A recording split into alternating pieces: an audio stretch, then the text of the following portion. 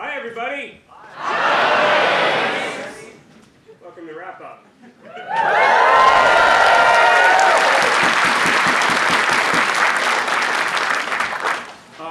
As always, we spent the year doing something other than working on wrap-up slides, so you should expect a little less polish and a little more YOLO, but I think they're pretty good.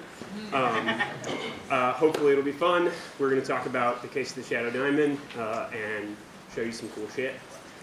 First, I want to run through these. Oh, yeah, sure, yes. Hey. No, we'll do this. Yeah. I turned it on and everything. Great. Oh, right, last time I learned we have to get the whole, yeah, all right. We're going to start off with some orders of business. So for the first of those, I'm going to hand it off to Becca.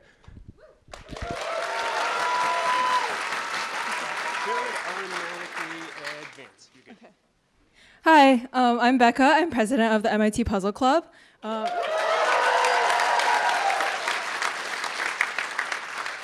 So we are a student group that writes and solves a lot of puzzles. If you're a student, you should join us.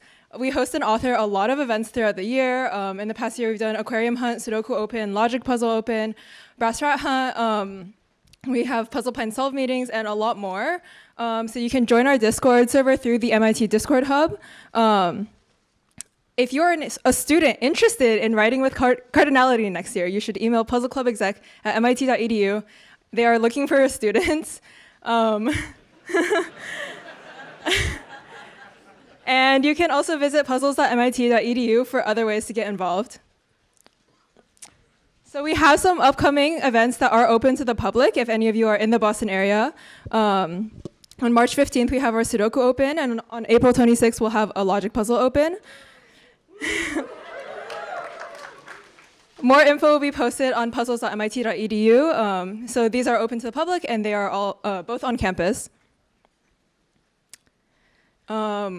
We have a lot of departments to thank for helping us put this together.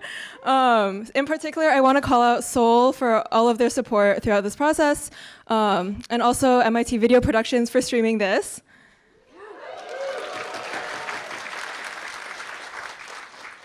And I also want to shout out Providence Crime Syndication for writing Mystery Heist.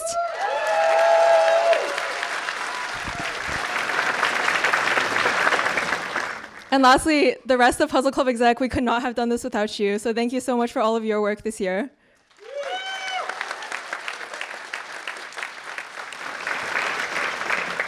So with that, I'll hand it off back to James. All right, so, that double advanced, great. 2 more orders of business. Next is the Shill. The MIT Mystery Hunt is able to happen thanks to literally millions of dollars worth of volunteer labor. It's also able to happen because it is an MIT event, and we don't have to pay several hundred thousands of dollars for conference center space. But it also still costs real money. These are a few of our highest budget items. Obviously, many departments have to help us with this, and so we have to pay facilities.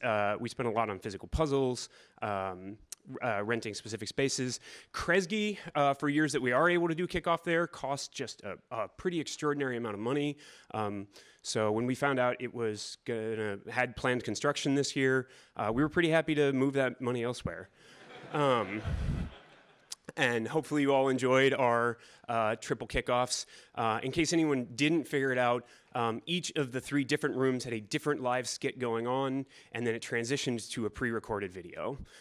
The streamed version had just a pre-recorded video with a bunch of cut segments, and several of us sitting in different places calling timings, trying to get everything to match up for all of you.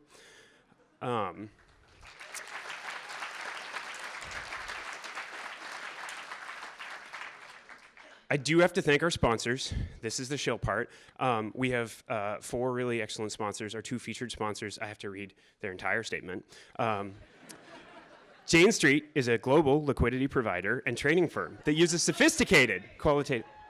Yeah, Sophisticated qualitative analysis and deep understanding of market mechanics to help keep prices consistent and reliable. At Jane Street, our work blends human intuition, earned through more than 20 years of experience, with cutting-edge research. Our style is both rigorous and pragmatic. Depending on the problem, we might draw on large-scale machine learning, domain expertise, or pen and paper mathematics. We're a firm of puzzle solvers on and off the clock. Our second feature sponsor is HRT. Hudson River Trading is a multi-asset class quantitative trading firm that provides liquidity on global markets and directly to our clients. We have built one of the world's most advanced computing environments for research and development, modeling, and risk management, and are at the forefront of technical innovation for financial markets everywhere. We are thoughtful market leaders committed to the health and safety and longevity of global markets.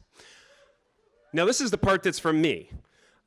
Our sponsors are actually really valuable, and we're really, really grateful for them. About half of the funds to run this, like I said, it costs real money. About half comes from donations from people like you, and we really appreciate that. And for any of you who are folks that have the means, please continue to donate. We've heard of teams that like coordinate group donations. That's really, really valuable. But the sponsors also help make it happen. They reach out to us. We have to do very little effort, and we know that the reason that they do that is because they are actively looking to hire puzzlers. So aside from all of these like boring blurbs, they're pretty cool. All right, the last order of business is what I'm calling expectation setting. We're about to talk about a whole bunch of crazy shit that we did.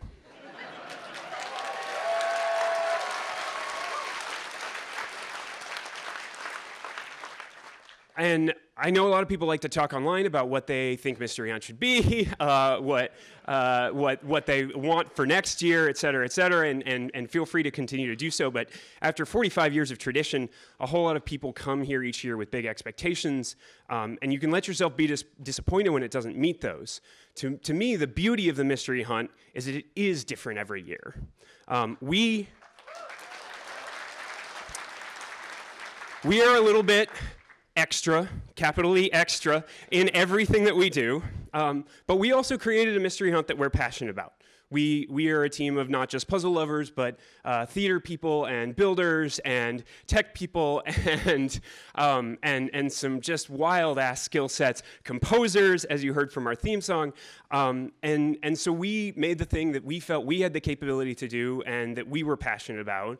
And we hope that Cardinality and any future other teams will also do what they're passionate about and do what you think you can reasonably do in what works out to be a very, very short year. And so just for a form of expectation setting to you guys, to any future Mystery Hunt writers, write what you want to write what you're able to write. If you need to use static web pages, stick figure drawings, and a Google form answer submission, I will fucking love it. As long as there's at least one cryptic.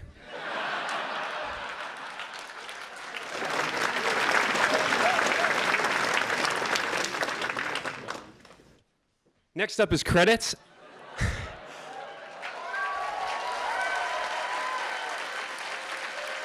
Ladies and gentlemen, this is Death and Mayhem.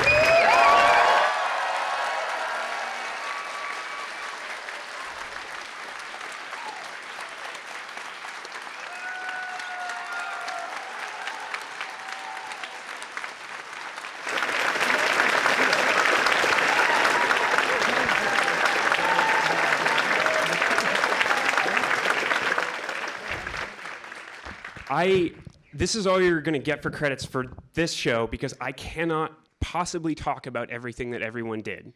All of our exec team members also wore 5 other hats. Many of our team members were on the radio team and the fabrication team and the physical puzzle team and art and web and story and tech and ops and also writing and editing and test solving puzzles. They all did everything. So what we are going to do is at some point in the near future TM, we will have a credits page on the Hunt website that lists out folks by various teams and roles. And I strongly recommend you go there and find the things that you are most interested in and just reach out to those people and give them a kudos because this is a really cool team.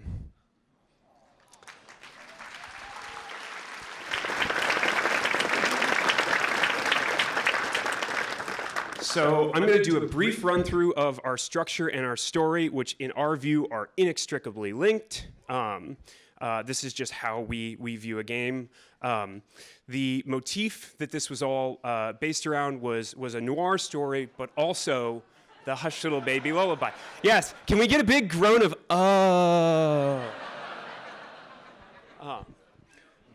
several folks did reach out over the weekend to say that they picked it up and appreciated it.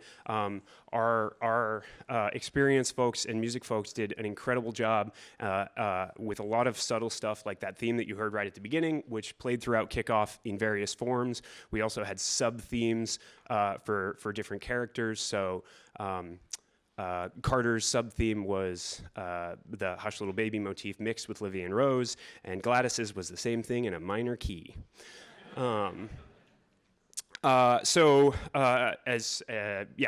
We wanted to create this sort of true noir story, and I think we really took a lot of design elements and story elements from like Maltese Falcon and some of those like classic noir stories.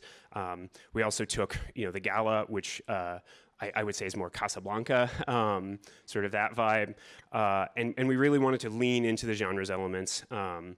We had this belief that we wanted to create the story with a lot of different endings, achievable sort of sub-endings, the biggest being that plot twist at the end of the Missing Diamond round, where you learned that who the thief was, you went to track him down, and he was dead. They did our boy's sidecar real dirty. After that, you did all of the late rounds and learned more about folks' secrets. Every single round delivered story throughout the round, sometimes to the extent of being red herrings for a couple of people, but every time you solved a puzzle, you got some story element, and sometimes that was also puzzle content. We really, really tightly wrapped those together, and then at the end of those rounds, you would confront those folks about their secrets. This was just a quick layout of our structure. We believe the total count of true puzzles and metas is 165. Of those, 42 are what we call stakeout puzzles. The stakeout, so when you worked in the Missing Diamond round, each time you solved one of the 4 sub-metas, you learned something about how one of the family members had a secret. You opened a new type of investigation that you could chase down that secret. In particular, the boardwalk unlocked the stakeout as a tiny little joke of ours because those were fish puzzles. That's right. Each of them was a totally different type of investigation. Obviously, the stakeout presented as a bunch of photos trying to figure out Katrina's story. The illegal search was our sort of love story to Generation 1 escape rooms. The background check, if you haven't worked on those metas,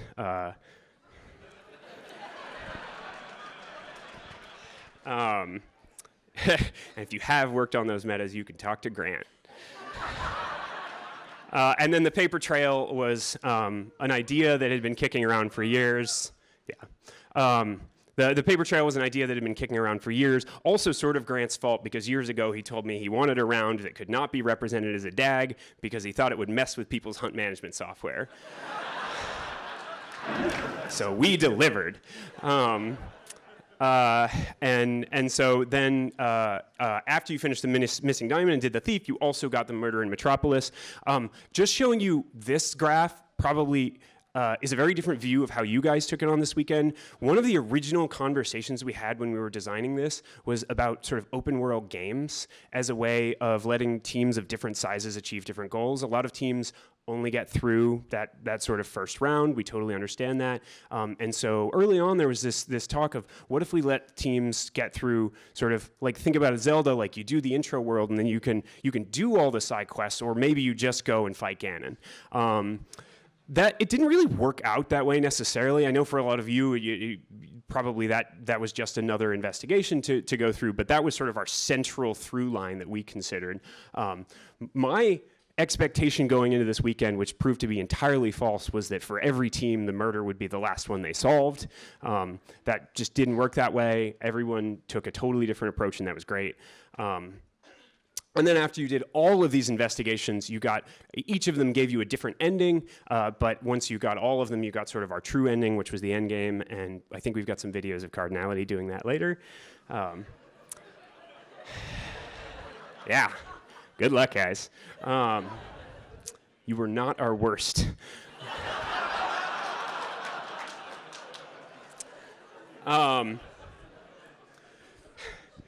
We did a few things different, a few big different things this year. Some big ambitious swings, none of which I think were total misses, so that's huge. The first of those was really returning to an in-person focus.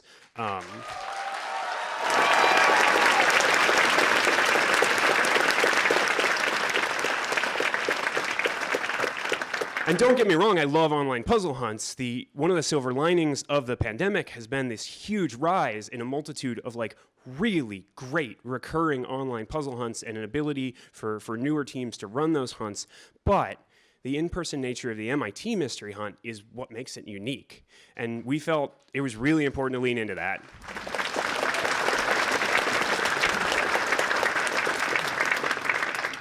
So we decided that early on we would make this as much of an in-person experience as we could manage, and do things that just aren't possible when that's not available to you. We made some decisions that focused on that. There were some situations that also helped remote teams, so people picked up at some point that when you solved a partial answer that only had a task at the gala remaining, because we knew some folks would do that in the middle of the night when they couldn't come to the gala, you did get a key back automatically from the partial. If there was any puzzle content remaining, you didn't get a key back because you haven't solved the puzzle. All right, another big swing was the gala and having an open HQ.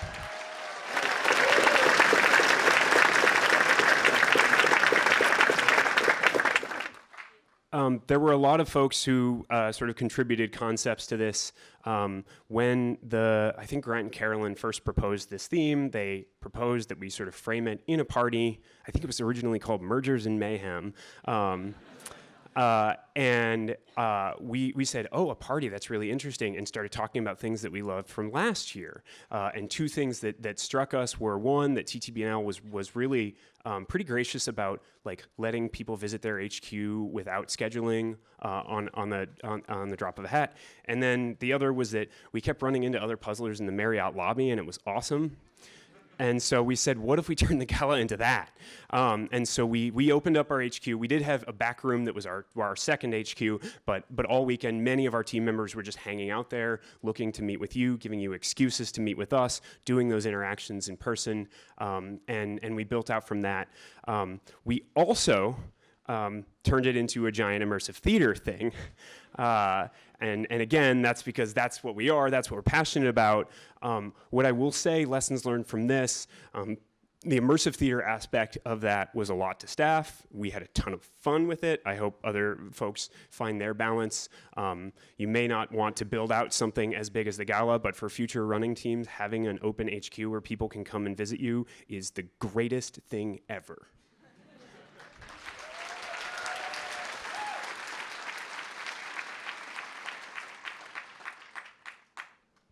Next huge thing that we focused on was a really big focus on the story.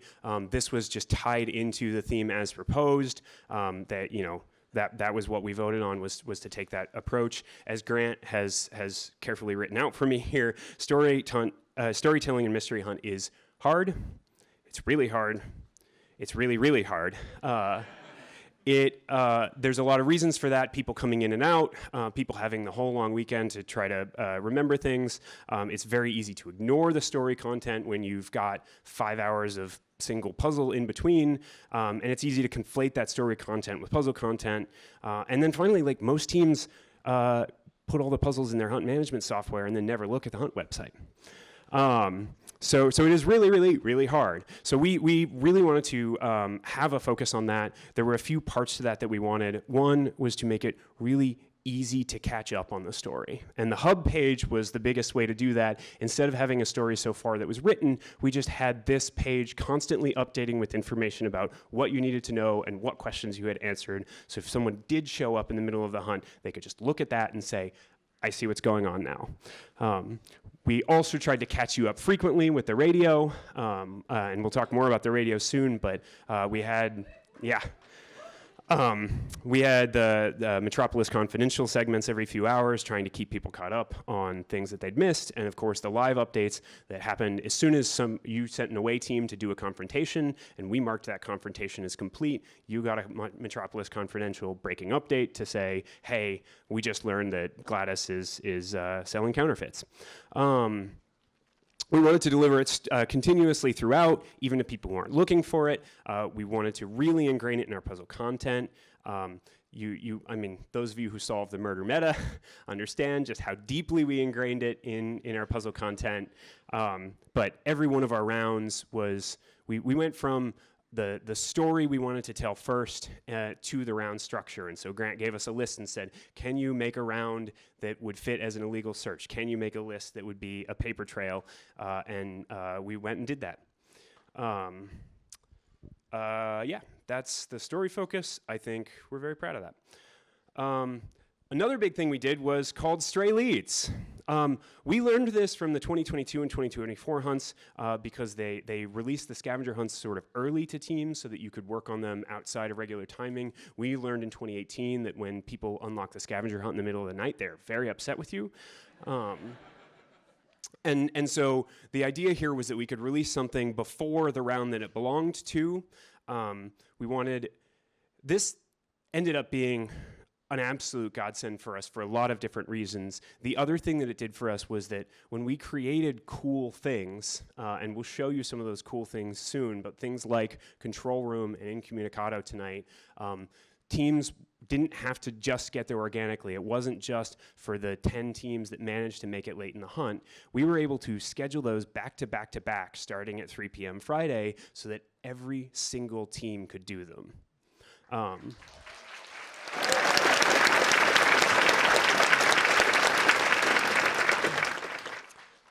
The Stray Leads also let us do some cool things like for teams that reached out to us and said, hey, we're not seeming to get that far, but we really just want to do text adventures. We could just unlock the text adventures for them. And it also let us put in things like scavenger hunts, which, by the way, you guys got to do the radio recitals, which were 2 of our sort of scavenger hunt activity type things. We also wrote 2 more scavenger hunts. We did not mean to be the team that kills the scavenger hunt. We thought they were really good, but we were so stretched running everything else that we just never launched them. So those will be live in the solution site along with our 3 cutting room floor puzzles. We wrote 3 extra floater puzzles that didn't get used because none of our other shit broke.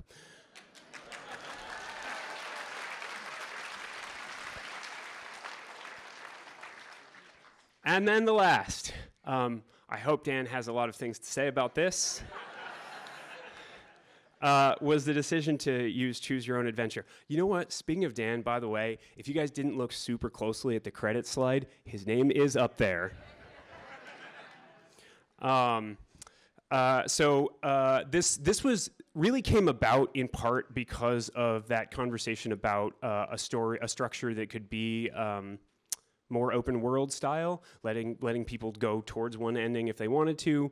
It came about in part because a lot of folks seem to really like the idea of strategizing around how you navigate the hunt, and so we wanted to give some opportunities for that. It also felt really thematically motivated, sort of going around a lot of different leads. A noir story is inherently very confusing, a lot of things happening simultaneously, and so we decided to go down that approach. We wrote a white paper at some point during the year, a 9-page white paper entitled Choose Your Own Adventure and Why We're Fool Enough to Try It Again. We gave you keys for unlocks to help keep what was even beam with, clues to be converted to more keys or used as free answers as another sort of thing you could strategize on. This was designed to help a lot of different styles of teams. We've heard from small teams who hate being overwhelmed by free unlocks, or as Sarah described it, like at some point the pity unlocks just made me start to cry. So we wanted people to have that choice. If you needed greater beam width, you could use that. If you just preferred to use them as free answers, you could. And then we didn't want to have this sort of structural advantage where the better teams just got more and more beam width. So all of those were released on basically a time basis via events or the things released in Stray Leads. And then finally, why we're fool enough to try it again, we wanted to make sure it was an informed choice. One of the biggest pitfalls of choose your own adventure or getting to make these choices is that if you feel like you've made the wrong choice after the fact, like there's no agency there. It's like I picked one of the other. So we wanted to make it as informed as we could by giving you the titles and as non-spoilery a summary as we could. Obviously, sometimes there was still a surprise in there when you unlocked the one that said it was about chessboards and it was actually fucking math. And then by doing it on an individual level instead of a round level, each choice was sort of a smaller choice, so there was no, if you felt like you'd made the wrong choice, it wasn't this huge, like this is going to screw us for the rest of the game. Lots and lots of opportunities for strategy there. Next, I'm going to talk about radios.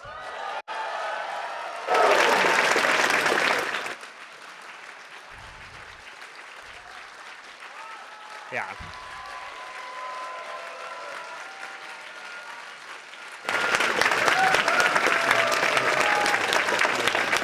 Our tech team is stellar, and they're stellar enough that we could have several of them devote their lives full-time to making radios this year and have a hunt website that just fucking worked.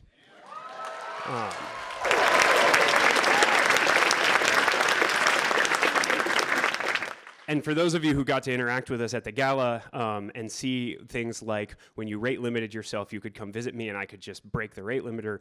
We also had an amazing number of operational tools. But early in the year, some folks proposed to us, like, what if we also gave them a radio as a sort of in-universe, genre, period-appropriate way of connecting to the teams, being in their HQs as well as inviting them to our HQs and connecting them to the story. And there was this conversation about like, well, that's really expensive. Let's not do that. And someone said, actually, I think I've priced this out and we might be able to do this for like $30. And then we said like, okay, but you can only justify it if you can write a couple of puzzles that will use the radio. And then, yeah, driving from Dallas to Houston after the NPL con, we came up this ridiculous music device. We put a bunch of different content in it. We used it to connect with you. We used it to connect you to the story. We used it to get you running around campus. And then the entirely unreasonable flex of also making it a working FM radio,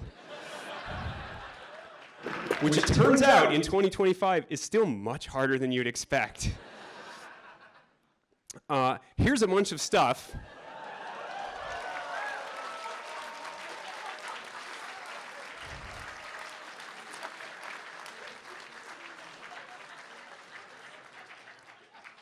This is a bunch of stuff that our tech team wanted me to show you. I have no idea what it is. I think I know what the battery charger is. That's the one that makes the magic smoke. They did specifically want me to mention that the board was designed for expandability, so we would love to hear now, if you take it apart, and find other fun things to do with it. We will be releasing plans and firmware at some point after they get a bunch of sleep.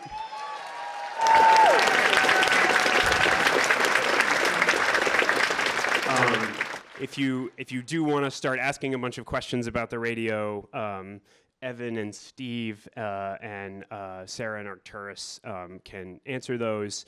Just come find them after. There was a lot going on. In addition to the primary board, the radio had dozens of other parts. Once again, this was in July when we came to the radio team and said, hey, we also want a magnet sensor. Can we have that in a different place than a light sensor that we also want to add? Also, can you reinforce it so we can have people bang on it?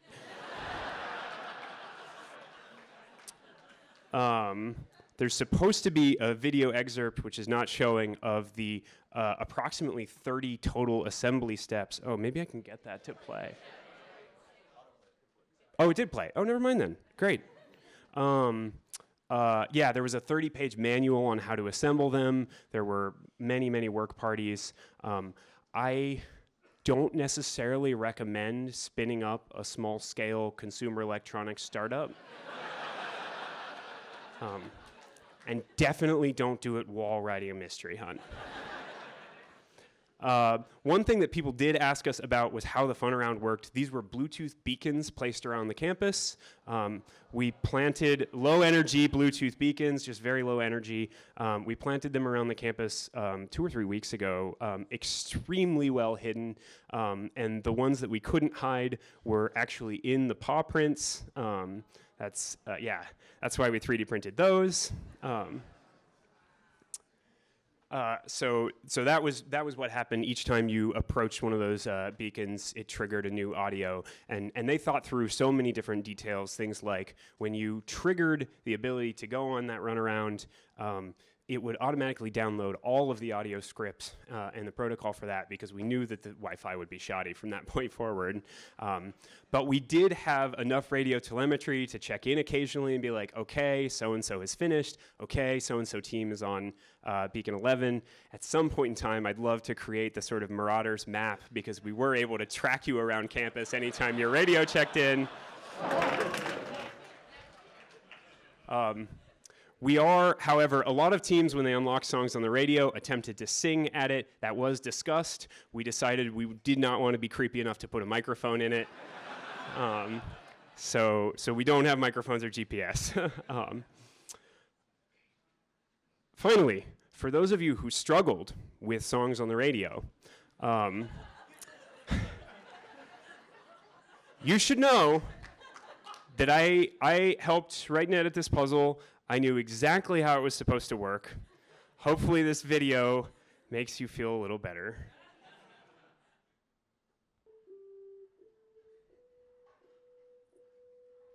Are the first 4 notes the same?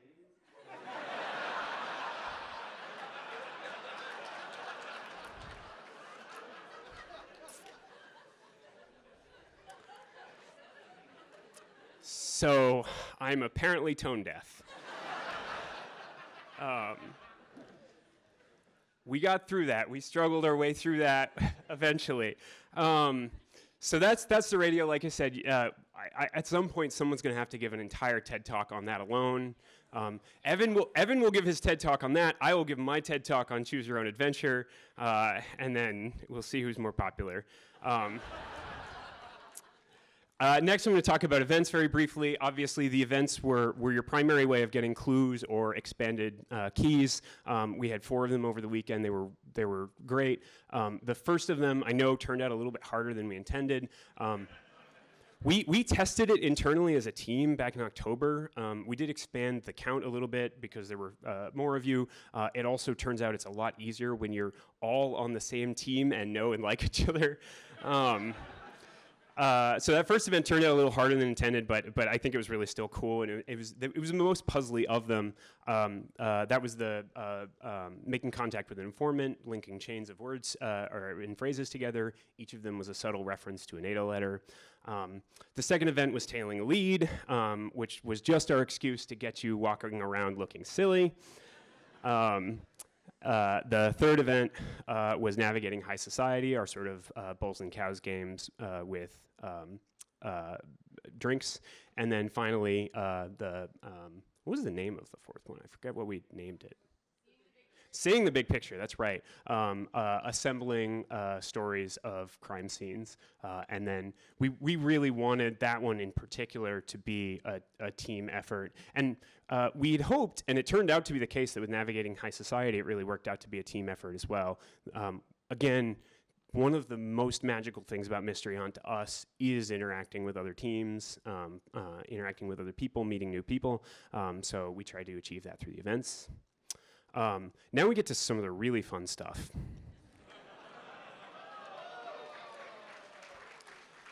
A lot of puzzles asked you to submit things to us. In particular, the copy pasta puzzle, which was another. Yeah. I should say we kept a running joke, a tally on a board at one point, a number of different ways we'd screwed ourselves this weekend by messing with norms, by inviting people to come talk to us at the gala, and then by telling all of our team members that they couldn't talk about anything, and when people came in and said, "How's the weather?" they couldn't talk about that either. Started listing out which sports were fair game. The copy pasta was another one of these, in particular, because we asked you to send us wild copy pastas, and a lot of teams did, including literally Animal Farm, which we decided we just could not display here.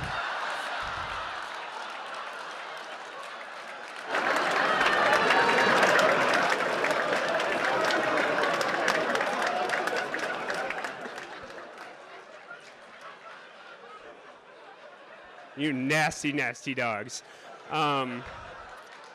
We also discovered in test solving that if you didn't quite know what was going on and you were missing a letter, you could really accidentally get the phrase "send nudes."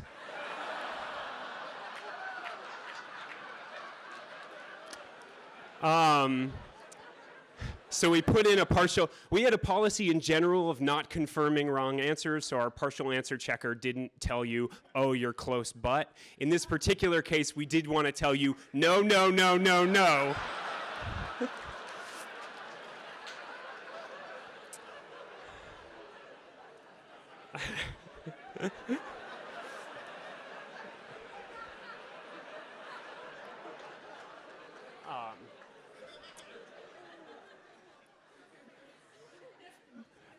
For the puzzle, he shouldn't have eaten the apple, which was about Adam ruins everything. We asked you to ruin things for us, which a lot of folks sent us different ruinings.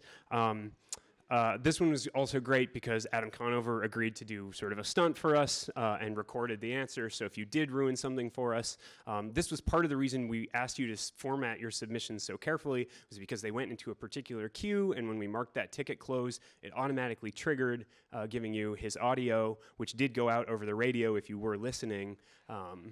And so he read out the answer for you. We did get another ruining that probably should have happened a year ago.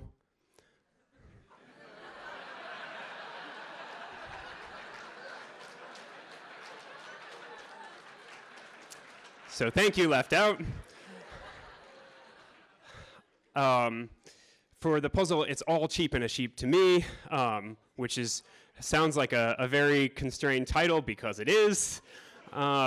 We ended up coming up with some pretty wild titles, none of them quite as good as in our test solving the title "Canada Should Secede" for a fake puzzle that never ended up existing. But it's all cheap and a sheep asked you to make a video about animal noises in another language.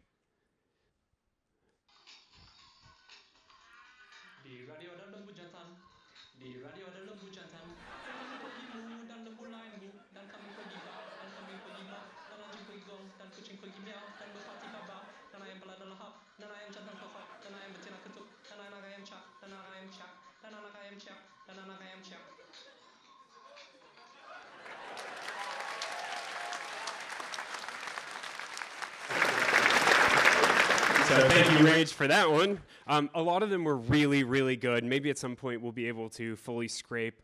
We also got a lot of recorded statements for, I only know its code name. What's the real name of Infatuated Copper? Tunnels Beneath the Institute, yes. We got a lot of recorded statements for that. Some of them were also really, really good, but this is not an audio medium. So Next, I'm going to talk about some of our various installation activity puzzles that many of you got to see over the course of the weekend. In a general sense, some of those were our bar interactions. We really leaned into those bar interactions as part of physical and in-person puzzles.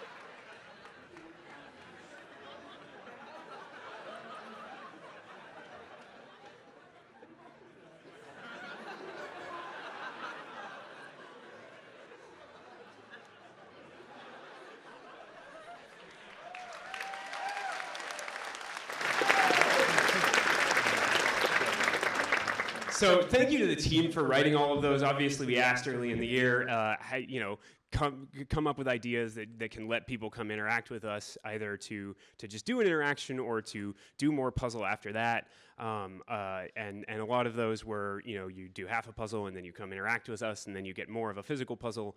And thanks to our bartenders for really stepping it up there.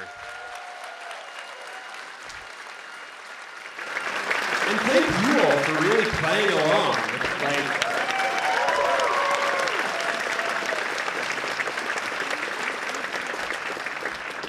At one point during the weekend, we had to take our ticketing queue down for 5 or 10 minutes in order to do an upgrade. And we informed our bartenders that they just, would need to stall for that period of time. And so they did, and at some point I looked over and somebody was teaching a whole group of puzzlers how to do the Charleston, and they were all doing it. So thank you guys for that. The next installation activity puzzle that's worth talking about is the Fermit Challenge. This was our estimation pub quiz game, which was initially designed to be slotted way in sort of a late round, as we'll come visit teams' HQs and we'll run it in your HQ. And then we tested it with our team and everybody was like, this is too fun. We have to make sure every team sees this. And so then it became a pub quiz game running on the hour that a lot of people came and enjoyed. A little bit of, as we referred to it, mind and hand waving. The Fermit Challenge asked you to estimate things, and based on how you performed, your team got data back, which were fuzzed images that were more fuzzed the worse you did. Questions like, by the time this quiz ends, how many answer submissions will all teams have submitted for this mystery hunt? Yes, I then had to increasingly... going back to the concept earlier of ways we screwed ourselves, people were asking about, what topics can we talk about? Can we talk about how many people are registered for Hunt? No. What if people ask where the bathroom is? Where? Yes. How many? No. Another check mark on the board. The Fermit Challenge was a lot of fun. We're going to talk about next the Infinite Scavenger Hunt. Thank you, Kevin.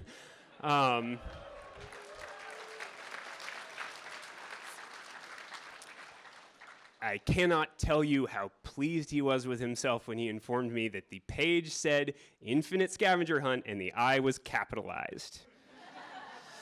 So you had approximately one infinite amount of time to complete the scavenger hunt, and we've got some videos of people doing so. Yeah, sock, shoe, you have it. Good, guys.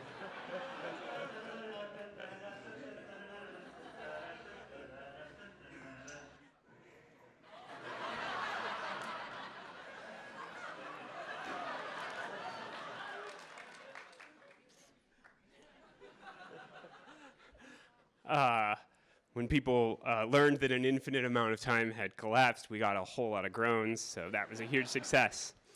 Next, I'm going to talk about incommunicado tonight. Yes. Steve built these incredible things, and then we informed him that in order to get everybody through it, he would have to build a second one, and so he did. And then it just sort of, again, us screwing ourselves, built upon itself where Steve was like, I want to do this game, and I want to have them, because it's a switchboard game, I want them to go to the bar first and not be able to make a call. So could we do a little fake phone thing? And then Sarah was like, yeah, I'll totally build this up. Do you want me to wire it up such that they can actually get the answer delivered through the phone? Yeah, great. Okay, let's do that. And then I said, like, okay, well, if we're going to have that, I really want to make a bunch of Moe's Taverns jokes, so can you make it so that the phone rings? And they said, yeah, sure, why not? And then our bartenders turned that into an entire experience for everybody. But you were asked to make a call. You went, you learned the phone lines were down. You had to come play a game. Once you succeeded enough at the game in order to get a final clue, you were able to come back and make the final phone call. Again, we wanted to create this sort of whole immersive experience. I think we've got a pretty good video of that one, too.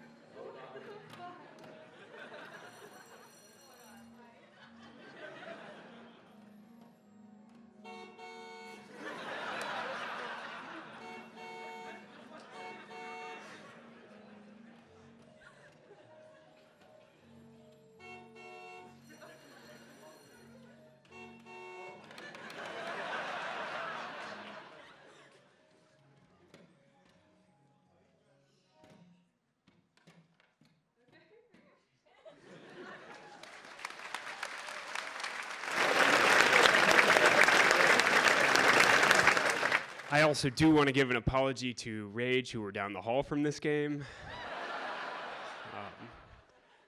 Sorry. And then I think this is our final one, Control Room. Yeah, yeet the body!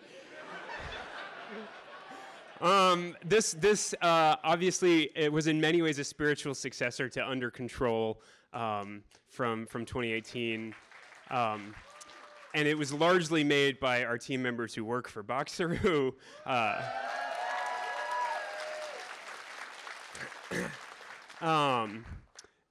So they came to us early in the year and they said, we want there to be an escape room in Mystery Hunt. And we were like, that's great, without realizing that throughout the year there would be all these conversations. So-and-so is working on the escape room puzzle. Oh, you mean the meta? No, the unhinged one.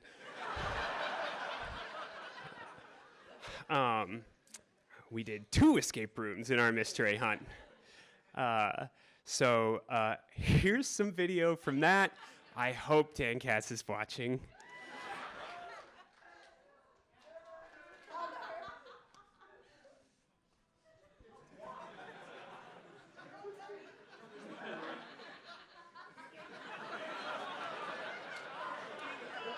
Hit the body!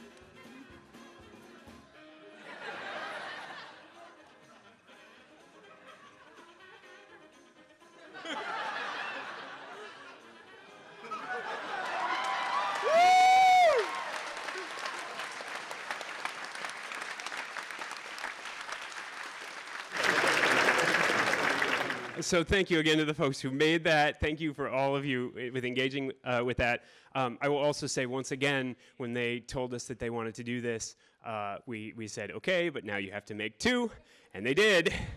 And they had to build out their own entire separate room, so you could in fact plug a fork into the electrical outlet. So they did. So that was the control room. And then, maybe this is the final one. Like I said, when you finally got to the end game, you got to the vault. You had to open the vault, which you were informed was locked based on sound. There was a high-tech sound-based lock that Sidecar had installed, and no one else knew how to unlock it. But good thing Sidecar had left all of these objects lying around the room.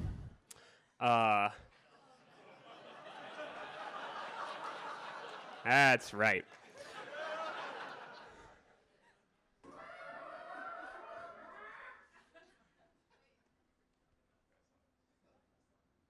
Oh, that might be somebody else, actually.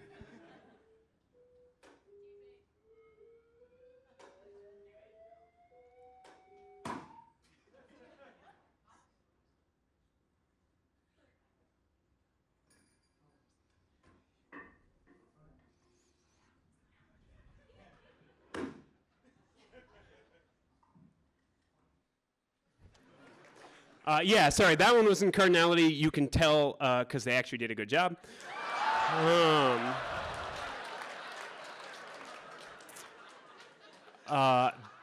This one might be, now my videos are mixed up, so we'll see who it is.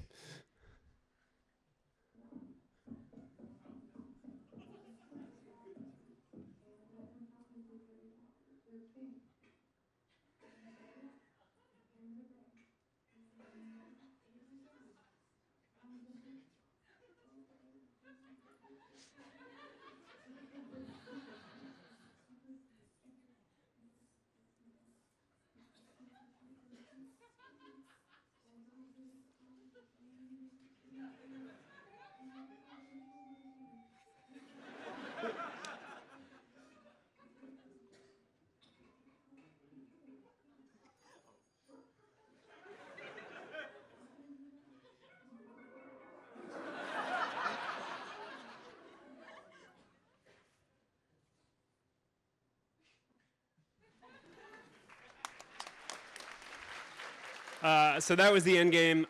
It did require you to use each of the items that you had gotten from each of the interactions. So at each of the confrontations, you would have confronted one of the family members or one of the suspects and said, hey, I know your secret. And then they basically bribed you to keep it a secret with a whistle or a deck of cards or whatever else. And so when a dot appeared on the screen, that was like a critically important element that you had to get right in the Foley game using one of those objects, where one of the objects, of course, was playing music on the radio. Cardinale wasn't great at that. Great, now I get to run into stats, everyone's favorite thing. These are our official stats as of 10 p.m. when HQ closed. Just kidding, we don't want to deny any of you your accomplishments. Here are the updated stats as of this morning.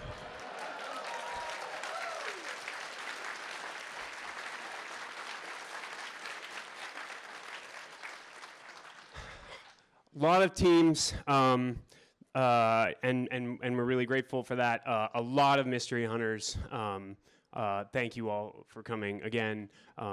Almost 200 teams solved at least one puzzle. Almost 100 solved a meta. We got many teams through the thief and the crime scene interaction, which we were really proud of, just running them one by one last night.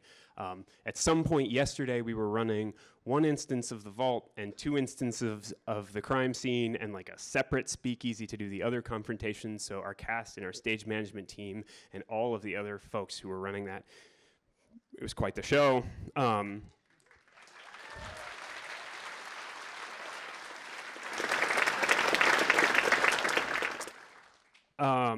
And then, of course, 34 teams managed to finish at least one of the late round super metas. As of 10 p.m. last night, it was a nail biter. 7 teams had finished all of their metas, had finished the hunt. Cardinality first, Providence a little ways after.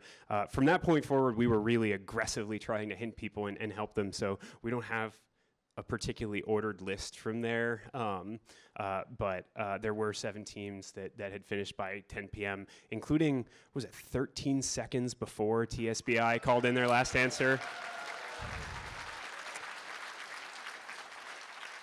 I think someone asked on one of the Discords, like, does that count? We didn't do the interaction. Yes, you finished the hunt.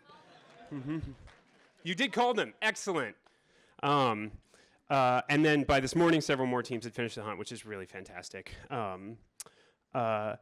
We gave a whole lot of hints, as you'll notice.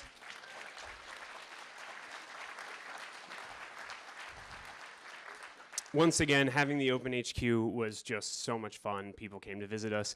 People who really wanted extra help just came and camped out and just worked there, and it was great. By Sunday afternoon, the gala was just so much fun, just packed with people.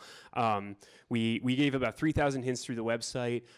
We opened hinting for some of the earliest puzzles in the hunt Friday afternoon, and then Saturday morning we opened basically the entire first round for hinting. The reason we didn't open many of the later rounds was until much later was in part because people were approaching them at different times, but also in part because our hint queue was just full. And we still managed a median response time of about 7 minutes, which we're pretty happy with, including during the overnight where our skeleton crew was, I think, 3 people. So well done, guys.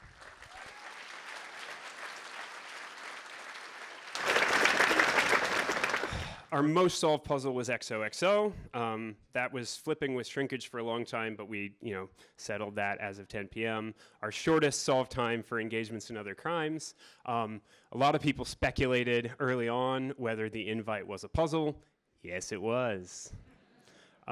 We were really thrilled to be able to have a sort of stunt puzzle that we could send out ahead of the hunt, and we were really thrilled to see if anyone solved it ahead of the hunt. We didn't put out an answer checker in advance, so we had no way of knowing if anyone had done it until these guys called it in 4 seconds. The shortest solve time that we know of that is probably not a back solve was Frumius getting the under blacklight center is in plain sight in 2 minutes and 21. Do we have a stat on the center is in plain sight step 1? 16 minutes. Okay, yeah, so the fastest solve on the main center is in plain sight was 16 minutes. Somebody did manage to cheese the puzzle, whose answer was cheese. Where's October? Is he around? Yeah, if you want to talk to the author of that monstrosity, and we're really, really grateful. He proposed this ridiculous idea of a puzzle that you could skip if you did figure it out, and then we went to him and said, what if we did it to them twice? So our trolliest puzzles all ended up in the illegal search because we wanted to do it twice. The longest solve on the center is in plain sight, at least the last time I checked, was like 8 hours, so we're really, really sorry. The longest solve on anything was Team Unknown getting press play. The team that bought the most answers was literally Animal Farm. At some point, we became fairly generous for anyone who asked to have extra keys or clues to buy answers, and some people asked. The most frequent wrong answers were just Flamingo on Check These Words Out, and Gosling and Ryan Gosling. People figured out forename Ryan, did not figure out the last step. Other common wrong answers. Our favorite attempted erratum, we got a lot of requests like, we think you got this puzzle about brass rats wrong. You were getting move bezels up TGR. Did you guys fuck something up? No, we did not. You just haven't graduated yet. And then, of course, race sidecar was a very popular one because we had you read that answer backwards. For anyone who didn't pick up on it, we had I don't remember the exact wording we used, but the last clue that you got when you did that runaround asked you to go back and look look back on your steps specifically.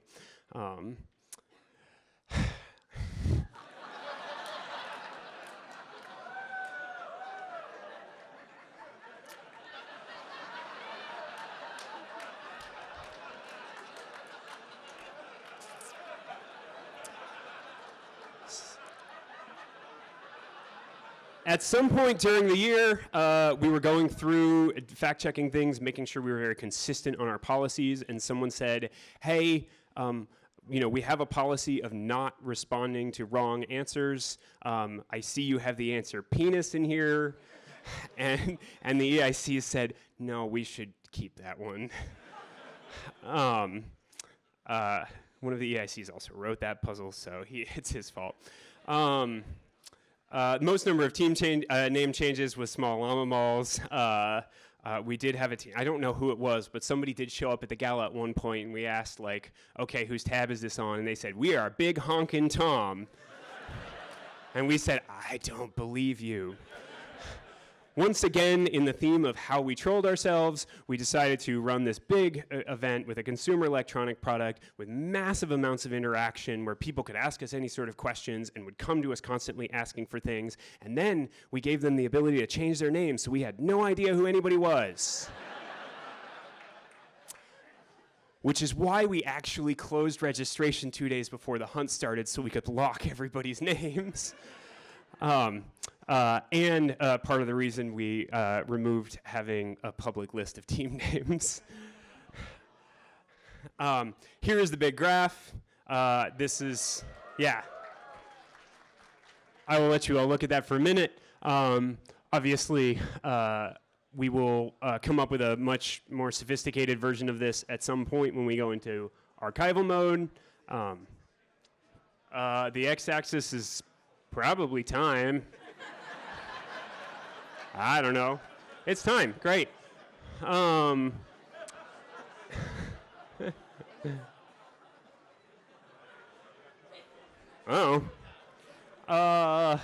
We'll get you some more detailed versions of this later, but we thought you might want to see this now.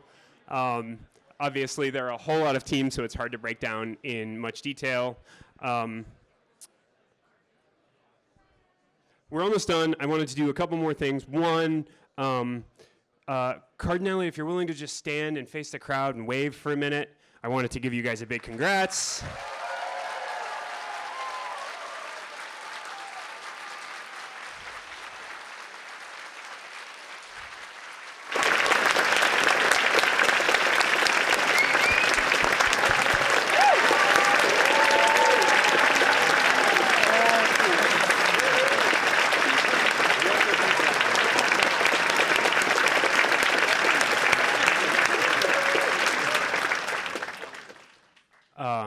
As always, congratulations. Good luck. Don't do what we did. We wanted to show off our coin. This is the coin that Cardinality found. The way the endgame played out for them was a sort of Maltese Falcon-esque joke where they discovered the true criminal behind all of this, the true protagonist of our story, who the lullaby is written about, Baby, who locked them in the vault, but gave Billy the coin that Papa had stolen in the mystery heist. When Providence reached out to us in the fall, and we had told them we would love for them to do a thing, we just gave them some story for the mystery heist. They didn't get any details that anyone else didn't get. We just gave them this story and a list of characters, and they went and ran with it. And they reached out and they said, like, is it okay if we have them steal a coin? And we were like, yeah, okay, we'll work with that. So Billy was given the coin that Papa had stolen during the heist, and flaunted it in front of the team and said, but you can't have this, I need this as evidence. You can instead have one of Gladys's counterfeits, which has a hole in it, both because it is missing a diamond and because it can be worn as a pendant.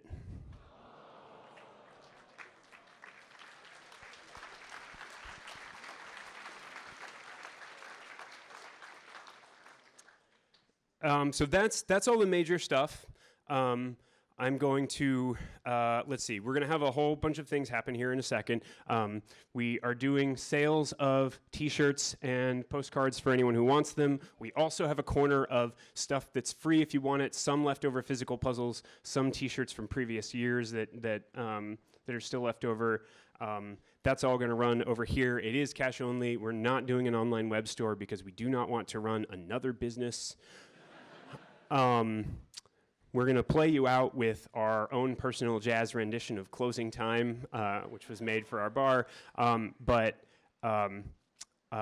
also want to give, yeah, good. All right, we got the plane is taking off. Give a huge congrats to our tech team because solutions are live now.